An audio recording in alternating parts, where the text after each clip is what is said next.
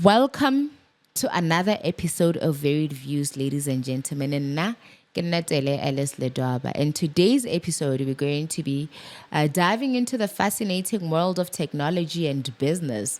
Our guest today, Refilwe Lediga, a leader who wears a very many hats. He's a board member of the National Home Builders Registration Council, a chairperson of the BBCBE Youth, co-founder of 3D Print Crit and Robotics, as well as Donative Technologies. And he is also a founder of Varsity TV. If you're looking for an inspiration and insights on tech entrepreneurship, you've come to the right show. So please stick with us till the very end. If you haven't, please subscribe and hit the bell just so you never get to miss an update. 1, 2, 3, 4.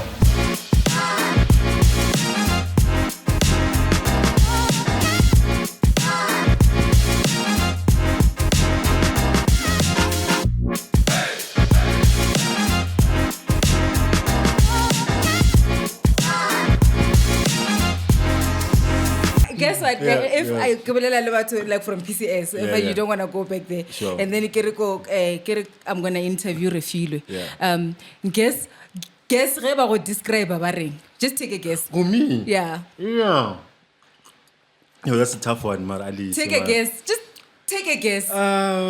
Okay, Guess who I'm gonna have a conversation with tomorrow. Yeah. Refilwe, by the way, most people haven't seen you in a long time, long right? time, So they're like, Refilwe, thing. Take a guess how they describe you when you pop in their mind. Oh, I don't know. I was quite shy in high school, primary school. Maybe, what else? But can I? Oh, yeah, okay. But I'll almost say something, yeah. But we say it. No, it's about someone, I guess. Chumeo. No, Okay, it's not that. No, it's not that. What was unique about me at primary school, man? And I played javelin, I don't know. What game? Refilwe, almost Scholar Petrol. Scholar Petrol. Yeah, you did Are you Scholar serious? Petrol. Almost drive back. What dry make? Hey, man. Okay. But what like the right Refilwe, man? Yeah. Okay. Okay, I remember. You definitely did Scholar Petrol. I think so, but maybe towards the end, yeah. Because Scholar Petrol is a bit boring because you have to get to school early, yeah?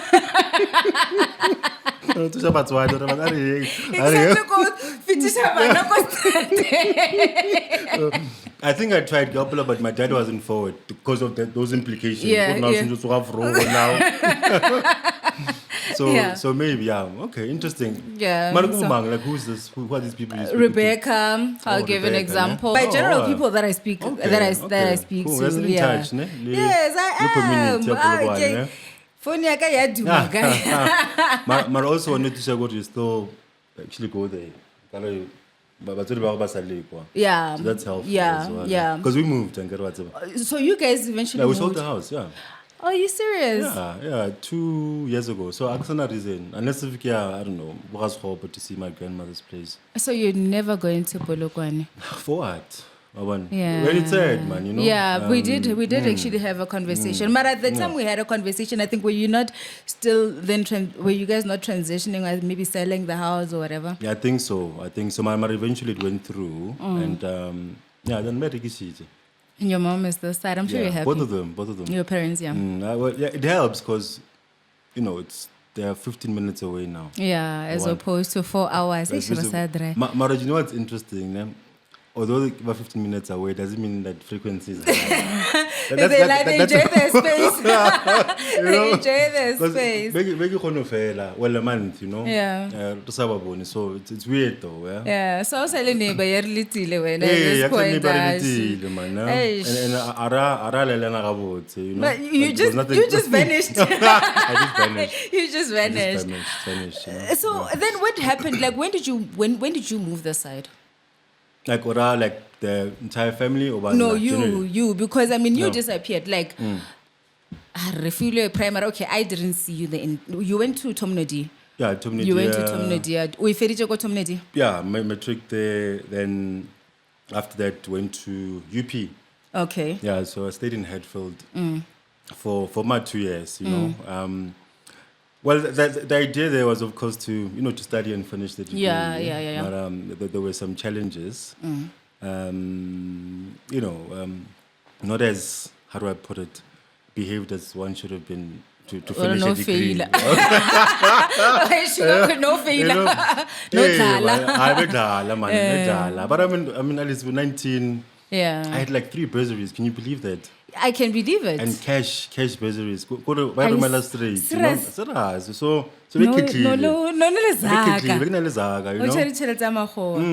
so I guess that combination bad influence, like not bad, but maybe cool guys. Let's not call it. You are the bad influence.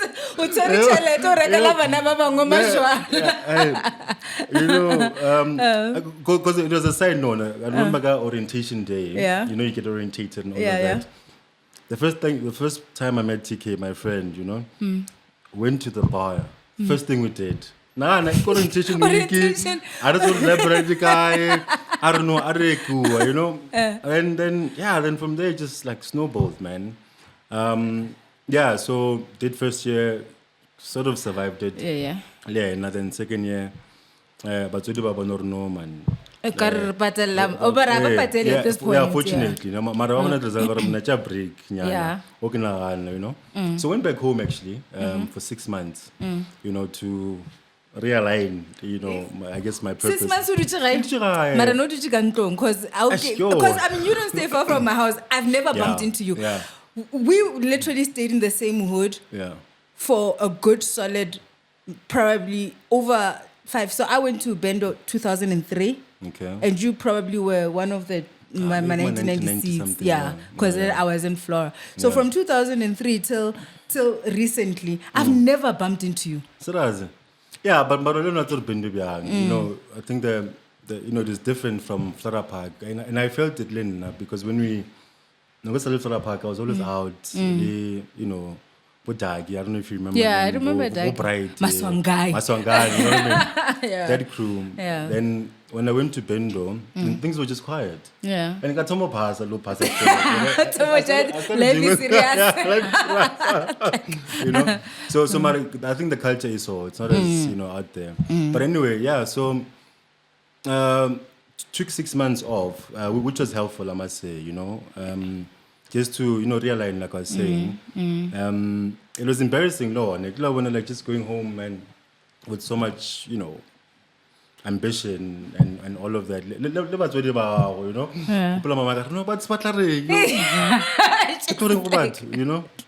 But did it mean anything to you about Pataring, or you just thinking, man? Yeah, no, not really, because I guess it's, I don't want to use the word depression because I think it's used loosely. It was just, man, get reality, bad decisions. Yeah. Essentially, Yeah.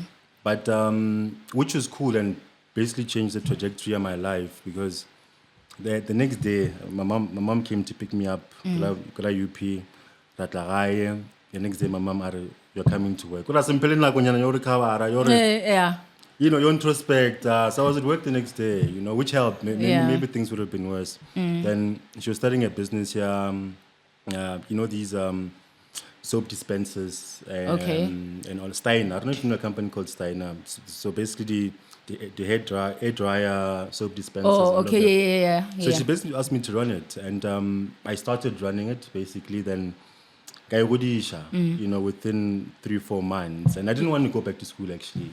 Are you serious? What did you do? Like, what were the things that you found lacking in the business when you were helping your moms out? Yeah, so the company was not really a company. It was just like, so it was an idea. Yeah. Mama, she said maybe when I leave space, it's there could be a market. I took it seriously. Yeah. Doing the classes, just sales and all of that. Okay. Then just went out, man. You were in selling. Town, selling, yeah. I can't see it. So, door to door.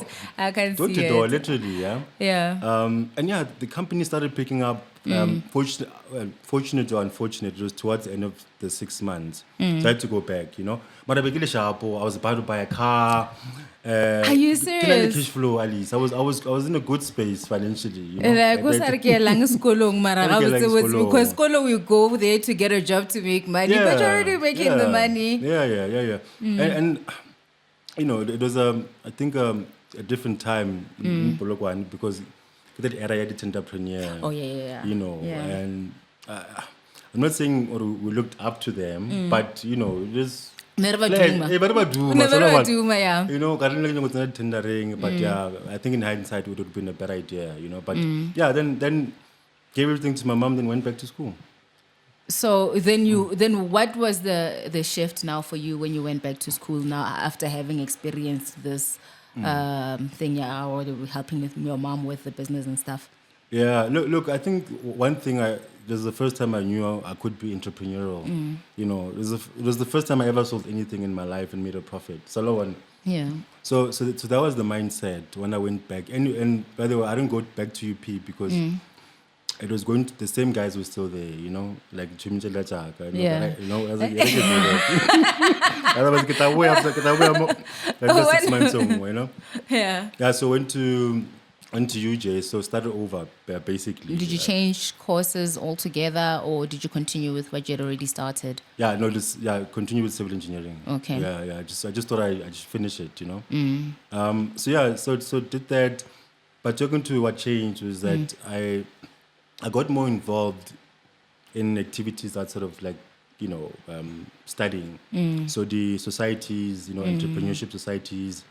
With BMF, so I don't know if you know the Black Management Forum, dabbled in politics as well, and all of that. So I took full advantage of what varsity can give you, because it's just not. It's not just module attending classes. There's more. And you find that, no? I mean, I'm looking at it now. The guys that were involved in SRS, like WSASC and all of that. These are the guys in government now. Yes, actually, that's true. That's true. The guys that were involved in these voluntary associations or student societies are leaders in society. So, Baba straight academic, I find that they're not so well-rounded to take, let's say, leadership positions. Yeah. So then you're saying you did civil engineering. Yeah. How did you then get into tech? I did civil engineering. So when I went second phase, varsity, I got a bursary again. I was so fortunate to get the bursary. So the condition was that get a holiday. We had to be on site. So we're building, the e-tolls before people knew what e-tolls were.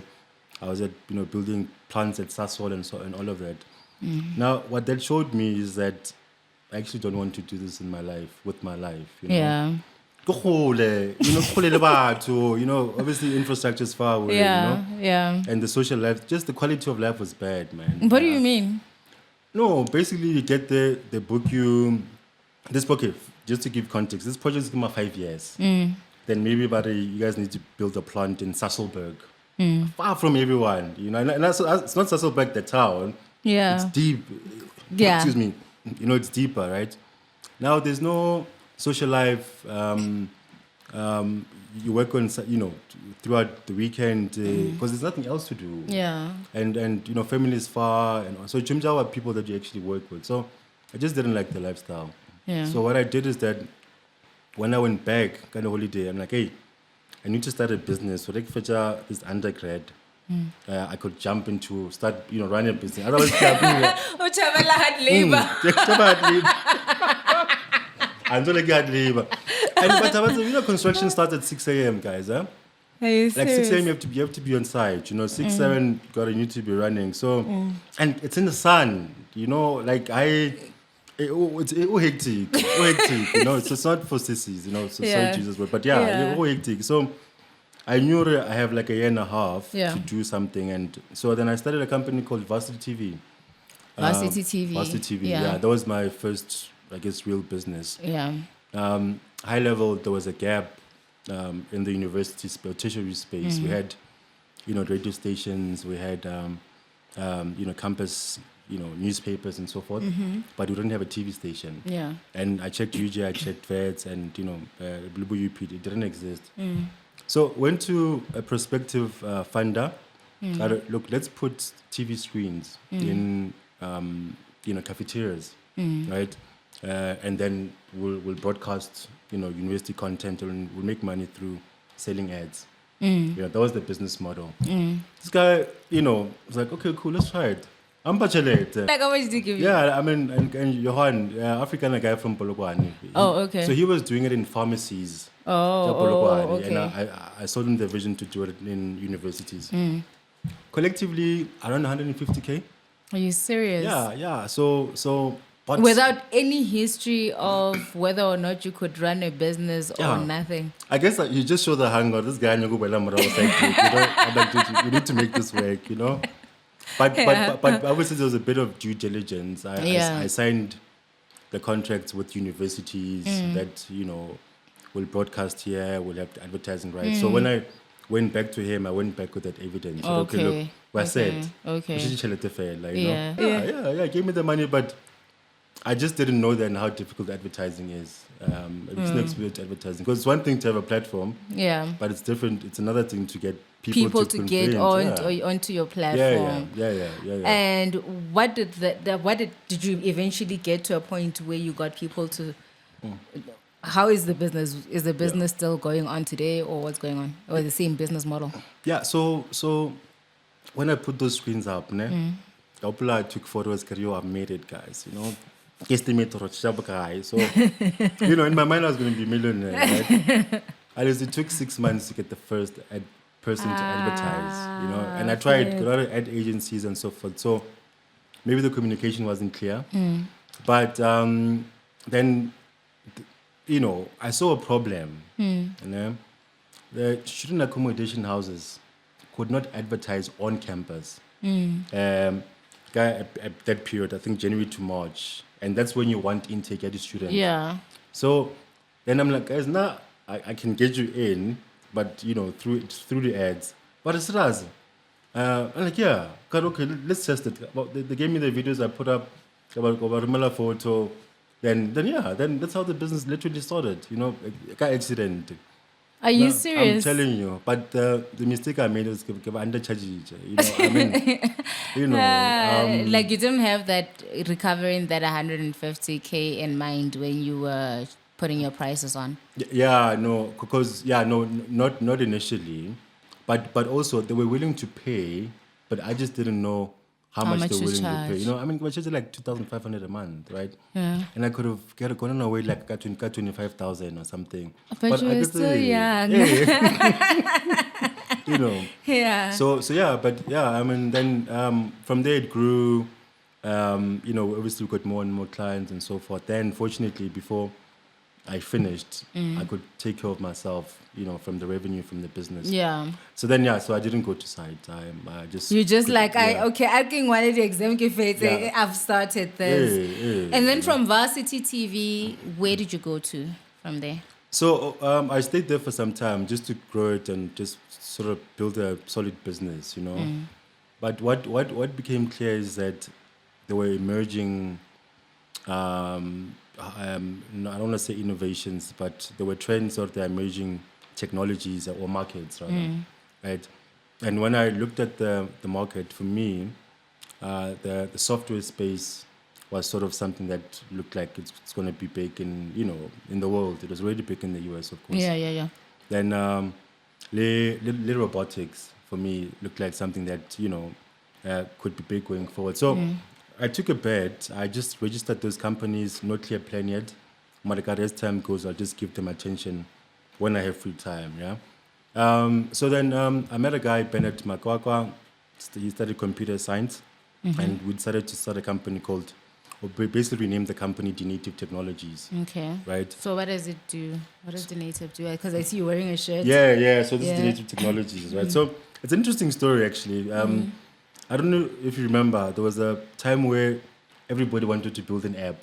Yeah. But people don't remember that, but everybody wanted an app for something. Yeah, that's true. Yeah, I remember. So Bennett knew how to build. You're a software developer.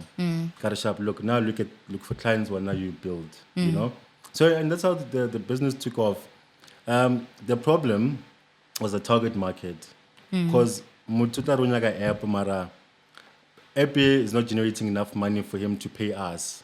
You understand what I'm saying? So you have to. Then what do you do when that happens? No, we just turn them off because the business was not sustainable. You know, we'd focus on the startups, and I think that's where the issue is. Maybe, a different target market would have been ideal.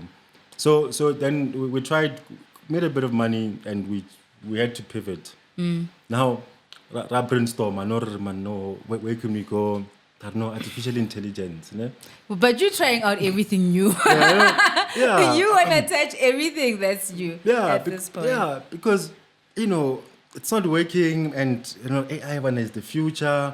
And I'm like, okay, what's our baseline product? Let's get data from companies, then we'll manipulate it, and we'll use, big words, artificial intelligence models, AI models, to help them, get more customers, That sounds like a good idea. Then okay, let's test. And and that's why entrepreneurship is so fun. The better profile, look nice. Let's go to the market, right? Set up meetings and all of that. It's fine, but not something that we want now. The feedback. Yeah. King, okay, no, except for one, and we pitched to the Black Management Forum. They have membership and all of that. Excuse me, members. No? So did the whole AI thing. The MD Phil, I don't know. It's cool. But guys, tell me, can you guys build a membership software for me? It's not really our thing. Not about AI. But okay, run a business, so. No, because now you don't want to pivot too many times because over confusion, direction.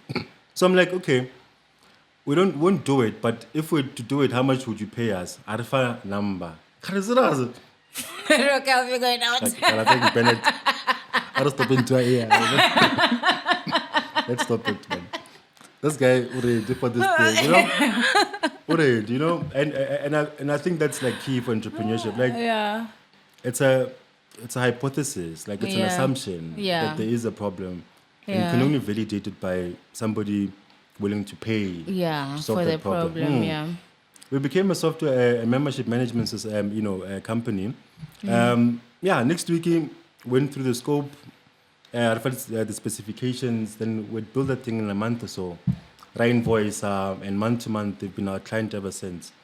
But what that showed, Alice, there's a gap there, Then all those guys back here AI, but this product, but how? Just do it. I mean, like, okay, so and that's it. And then it worked, and then they became so. Excuse me. Can you say that when entering the tech space is about answering the latest solution that works then?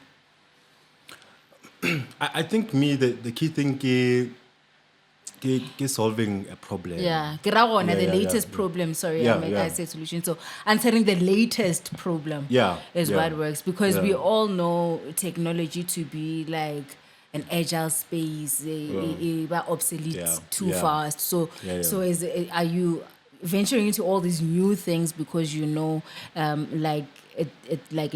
a short lifespan? Yeah, look for me, I don't think we'll pivot in the next couple of years, because I think we're clear on the product and the value. I think the key is just to build on it and to make sure that it's adaptable to emerging trends and so forth. So we eventually did use AI, but on top of this baseline software, you know what I mean? So we are making sure that they stay relevant with the latest technologies, under this clear direction we now have. If you understand what I'm saying. Do you want to list the answers, the problems that you're solving for native technologies? So you'd be shocked, Alice. People to join an organization, the organizations where you still have to download a form, fill it in, scan it, and send it back. So when on the other side, they also have to download it, then buy capture. So that was one of the key problems that we're solving, so that we can digitize that process. I mean, it makes sense, you know? Like, not scan, I mean, you know, well, I do, but I don't really use it that much. So the key problem we're solving there is that, guys, it's 2022 or 2023, né? If somebody wants to join your organization, they can just fill in an online application. Then you'll capture it in the background, and you can obviously track and all of that.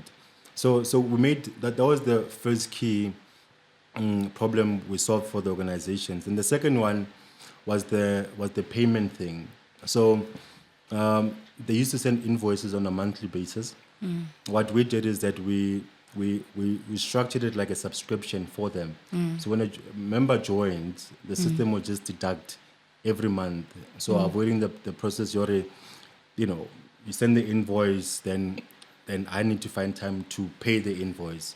You know, so that subscription model, recurring revenue aspects. So those are the key two ones that we were solving or managed to find as a problem for these organizations. Yeah.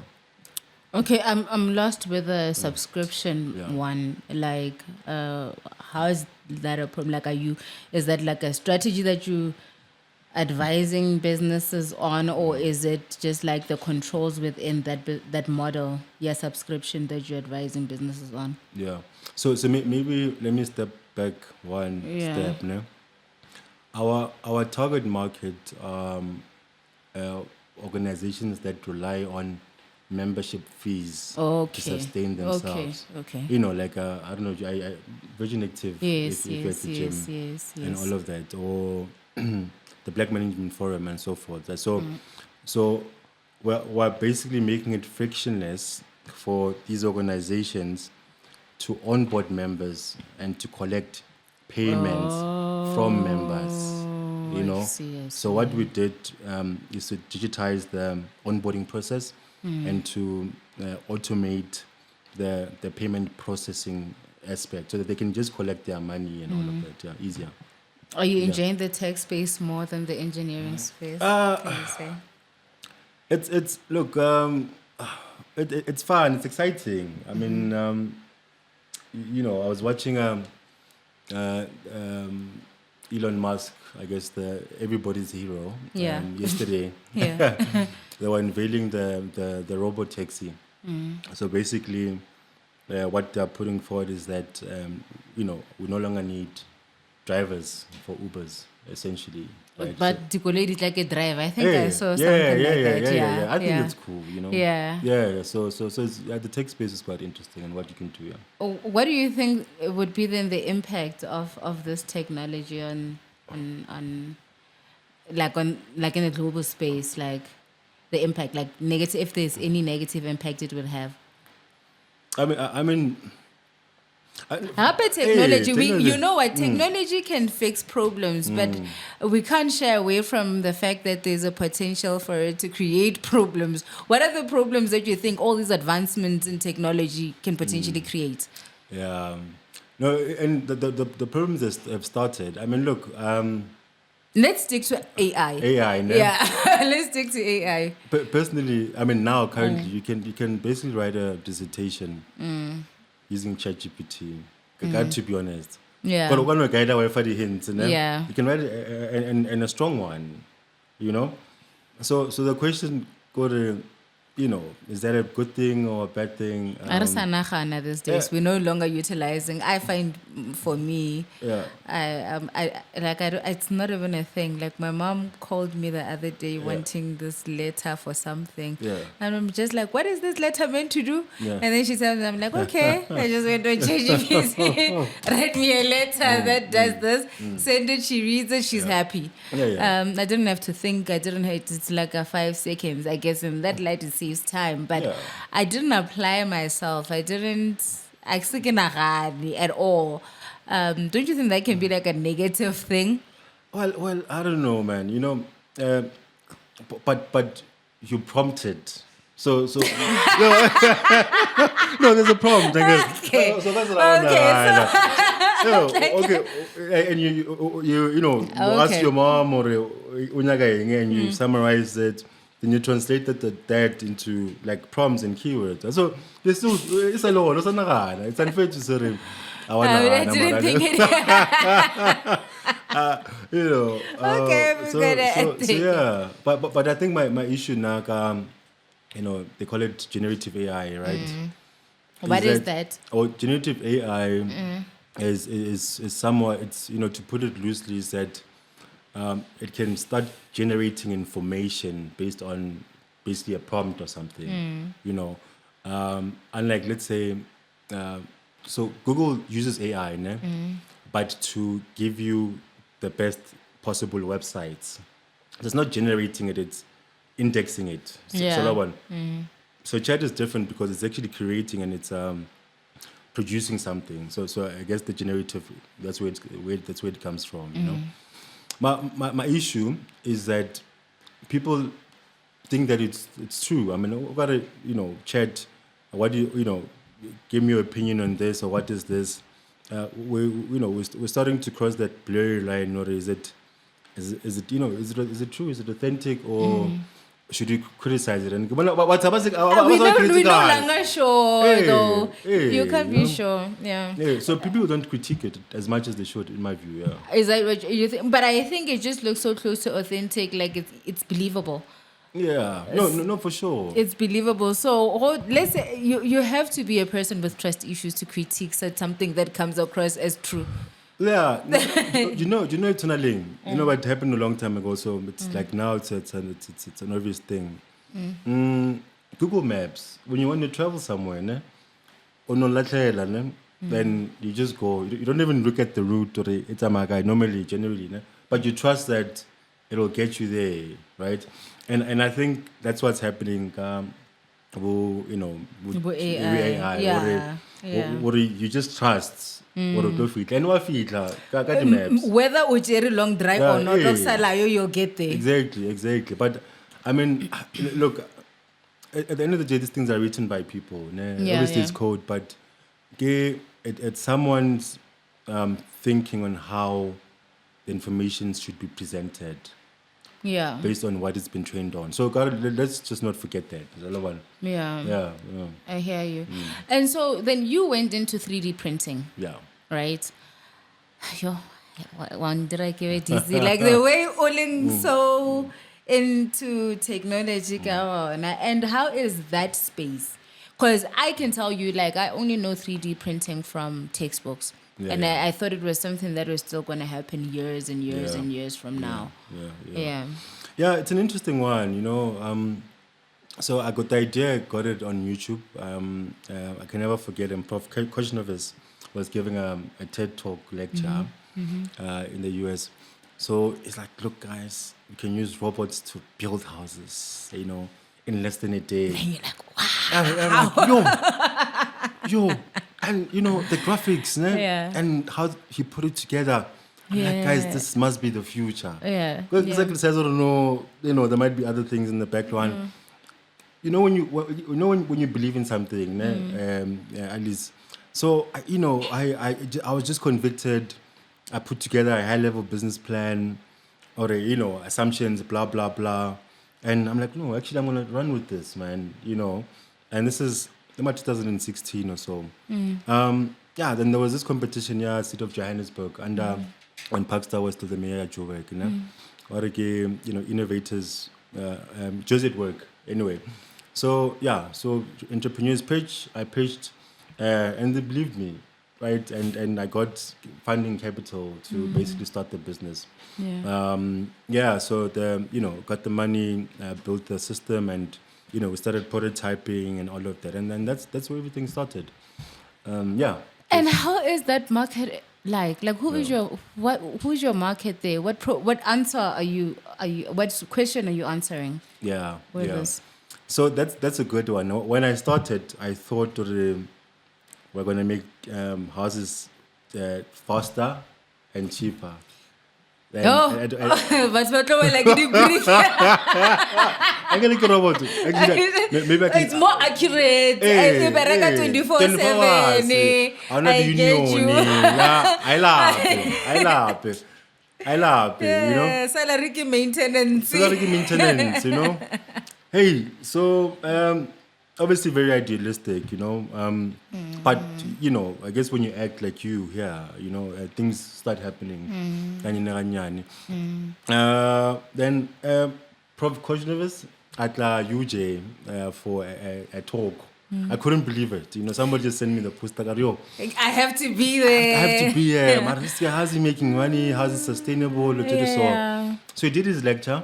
Then lunchtime, you know. Yeah. Mara, I just need 10 minutes with this guy, man, you know.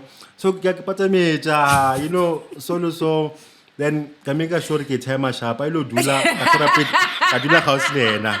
I dula house lena. I'm like, dude, you know, no, you have to. I mean, you have to.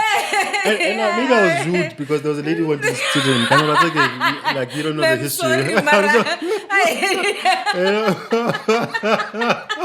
Do I needed 5 minutes with that guy? Yeah? No but matter what. I don't put. You know, because I was so invested. You know, so.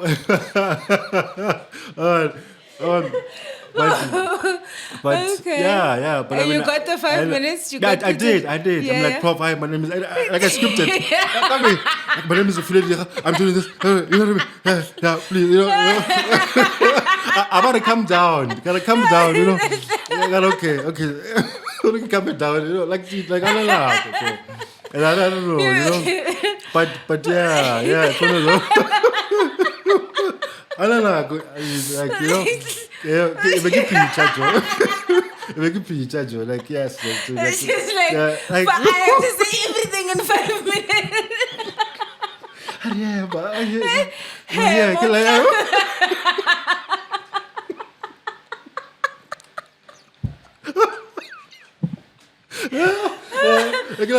it's like in the movies, man. You know. So I relax, you know. So I relax.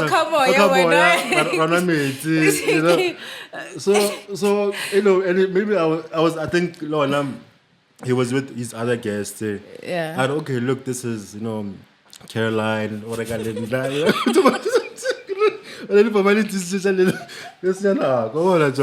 okay, hey, you know, so so yeah.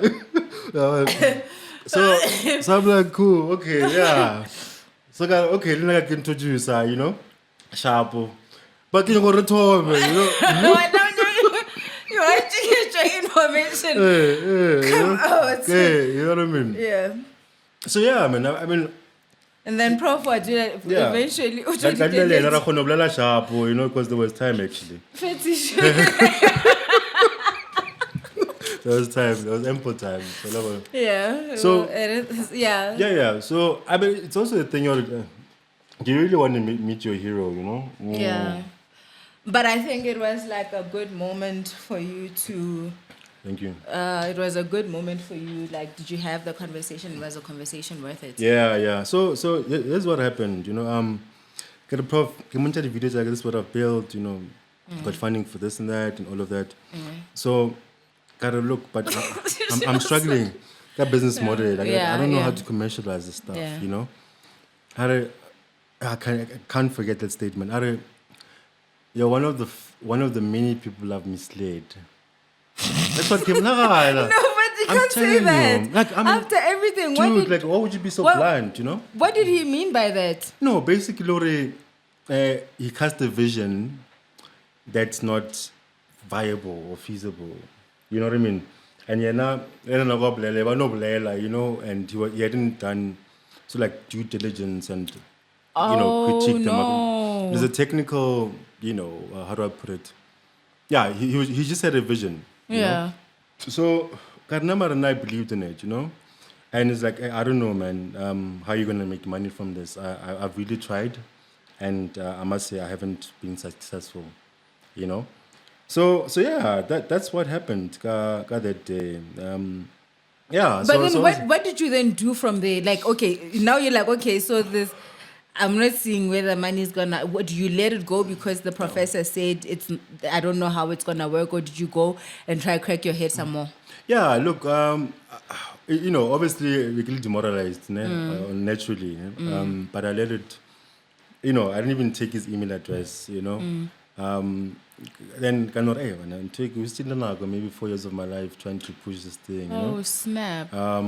But yeah, but I just continued. The Department of Science and Innovation, generally a human settlements division, yeah, research.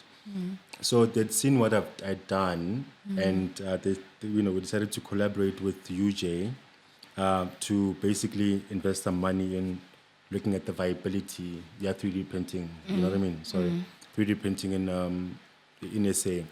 And yeah, they funded the project. But we imported the system from overseas. Yeah. Okay. Then so I've basically been working on that project for the past 3 years. We built the first 3D printed house in SA in 2022. Hey, Yeah. So on a perseverance. So those 200 episodes. Yeah. Yeah. Yeah. Put on the pressure. Yeah. So then, what happened last week also? We're building a smart village in the city of Johannesburg that will be built by our technology. So So in next month we'll be commencing the implementation and so forth. So it eventually worked out, But Refilwe, knowledge, like the information gap, like I'm just thinking, we normally don't have all the information to make something like building a 3D house like available. Is that why we travel a lot? Maybe you like in China this other time, I think when we spoke, you were in China, whatever. Is that the reason for your traveling, or how do you acquire the knowledge? Maybe let's... Well, traveling helps, I must say. I mean, and I think Africa is privileged in the sense that what happens in the West just comes here eventually. So, America, whatever the trends, you can somewhat come implement them here. You know what I mean? Because it eventually filters down to SA and so forth. Guys like, I don't know if you know a company called Zulzi. Online delivery company, Donald, he did that. The Yoko guy, online payment. The payment. He saw that trend and implemented here. So now I think traveling is so valuable, especially if you can do a balance here, like first world countries and third world countries. Yeah, so you always find a gap, and there would always be something for you to bridge. I get that. Definitely. And obviously it's a privilege as well, but if the opportunity does, then I'd always advocate for that, especially if you want to be an entrepreneur, and especially in the tech space as well. Yeah, because the tech space is ever evolving. I mean, you have to be on par with the latest developments and 100%. I mean, but also you need to be realistic. I mean, like for example, China, most of their cars, their bikes are electric. So ukaba inspired, no electric ita. But then when you come back to SA, you think, hey, Mara, ukabia a charging port in the middle of nowhere. Which is a fair question. Right? It's a fair question. Hey. And also, I think on the flip side, right? Like I saw 3D printing the first time, like with my studies, right? Which was with my studies, which was like I think a few years ago. And I thought, South Africa is so behind. I probably will get this 10, 20, 30 years from now. Yeah. And then when I was in that same period of time, it was already happening. So on the flip side, you could be, thinking what something, South Africa is not equipped enough, but in fact it is. Yeah. The knowledge is there. Yeah. But also narrow in the sense that it's Joburg, we find that it's easier to implement in Joburg, But so before we came to Joburg, we wanted to build one in KZN. What's your robot KZN? No, robot and come out of the safe, alive, brother, So yeah, man. I guess one was just happy to just be on top of it and like the knowledge gap that you were talking about, to get some exposure. That's critical. That's because I think that's just, if we're going to talk about sustainability, what are some of the things or activities or strategies that you put in place to make sure that you are sustainable within your very many business ventures? Yeah. Well, VTV I owned alone, when I started it. Well, I eventually bought out Johan because he wanted to do something with his life. Which is interesting, but I saw being a sole director is not always a good thing because I want accountability. So as opposed to if you have a partner where you basically discuss, okay, cool, this is how much you're putting aside for salaries, this and that, So for now, I think accountability is critical in just making sure that, especially when the company is running, you don't have full power to do anything. Nobody checks and balances. And to do so. So I think that's one key thing. And with the printing business, the software business, can a little partner. So it is only a counterforce or checks and balances. That and also doing the stuff that I don't really enjoy. At least when I see my calendar, like when I'm meeting all our finance, the report or the expenses is so and so that. What is it about finance that you don't like? I don't know. I mean it's important. I'm not gonna lie. You have to schedule for those meetings. Please say the right things. Hey, it's yeah. So I don't know. I just don't look forward to them. But I love the sales meeting. I think there's a difference. When the sales meetings the sales meetings. So now those are the best when you go out, put a target in terms of how many clients you want to pull in, and I guess I just like that interaction with the clients and so forth, and revising the product. I would accountability because you don't like finance. Finance will hold you accountable for your actions, and it's important. Like it's important if you need to get it right. I was just saying, got the rankings. Yeah. I'm just saying most people don't like finance because they don't like taking accountability. True. Yeah, true. What a transaction like that, Exactly. Yeah, 2 a.m. on a Friday. No, true. Yeah. So what are some of the things so when you started in your entrepreneurship journey, right? What are some of the things that you experienced that you were not expecting? Like, flip. Okay, I wasn't waiting for that. Yeah. Well, I think two come out strongly for me is that I didn't realize that it would take this long. What do you mean? No. Like from ideation to, because business is one of the key things is to make money, of course. From ideation to the first client, that gap, like it takes time. I mean, you need to be consistent. You need to be relentless. So I never, because I'm gonna watch the book or the movie. I don't know, but the idea then next month they've got investors and they're listing. So I find that like on the ground doesn't work like that. You put in the work every weekend, every day. And eventually, if you persevere, you will get there. Yeah. So that was not something I was previewing got this journey. But the other key thing is that you need to learn how to manage people as well.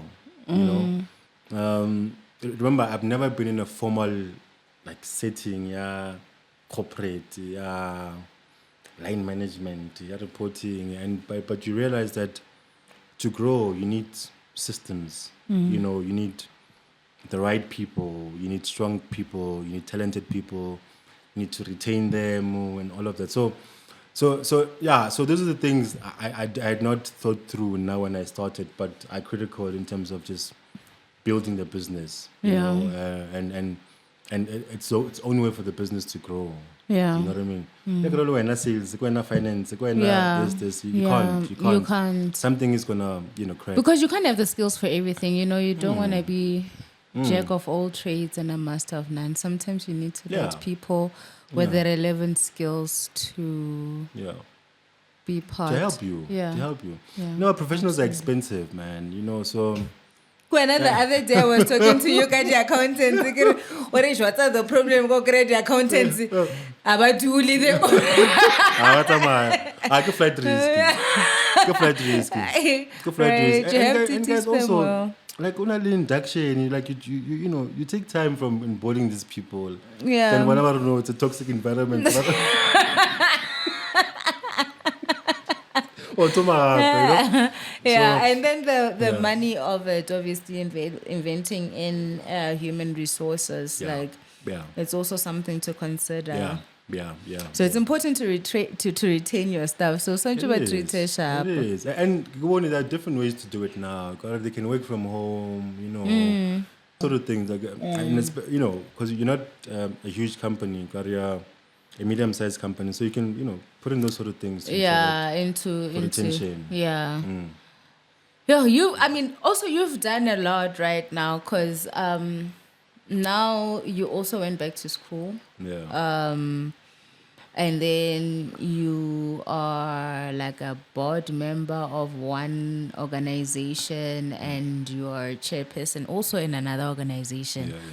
On top of that, you've got your native technologies running, and then you've got your varsity TV running, and then you've got your concrete, your 3D printing company running. I mean, how do you balance it all? Yeah.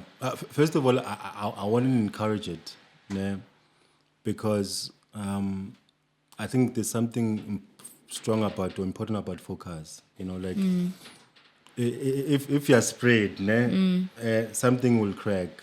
You know. Look, now it was not intentional. It just became like that. First of all, I decided to do my PhD because I needed the money. So I did a PhD.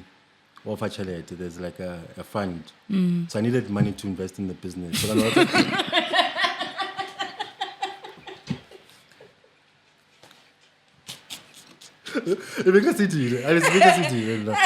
No, you know, no, I heard these guys talk about mine. It's good. It's not 152, ne? Tell it about no, about finance straight. Got cash. I want a proposal. But except then yeah, I actually got the cash, eh? But now I'm bound to this because I don't go like, hey, when I got the report,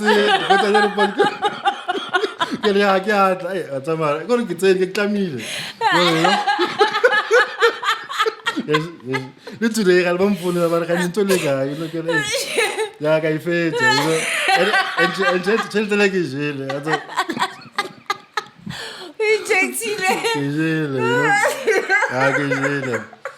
So I want to be intentional. I just, you know, I guess I just saw a gap, you know, an opportunity rather. Yeah. So that, but that's cool because at least I say it's not coursework, it's research. Yeah. So I can do it over the weekends and all of that. Yeah, but it takes a lot of time. But yeah, I mean, because like critically, I was thinking, excuse me, these are too many activities. But guess stop by at least both these companies are post revenue, they're operational,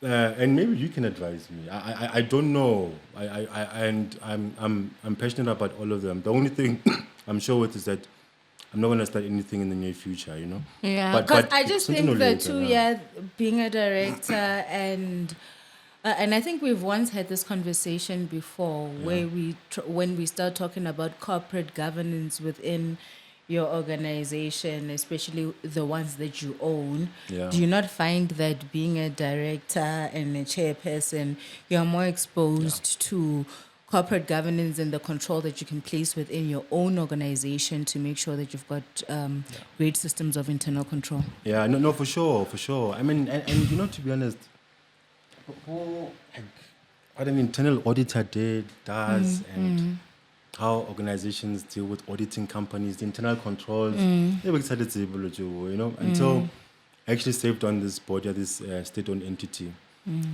But before that, there's interesting course by the Institute of Directors. Being a certified director. So they take you through King, codes and corporate governance and all of that, which is helpful. So to be honest, it helped with just bridging the knowledge gap. Guys, don't underestimate the value of being in corporate. Like you see so many things when you're there, as opposed to somebody who's never been there. So it really helped, and as a result, I put the systems and an advisory board for all these companies now. So Which is cool. Which is cool. Yeah, it's really cool. Yeah. But when you're pushing, hey? Yeah. But I can imagine it's overwhelming. Yeah, it is, man. It is. And now we really not go for anything else. Do you? But you find that you acclimatize, eh? Go adapt. Go know, guys. Look, a first part, from 9 o'clock to 5. Get things that I can't do after hours. Like maybe meetings, with clients, but then leave the admin for the evening.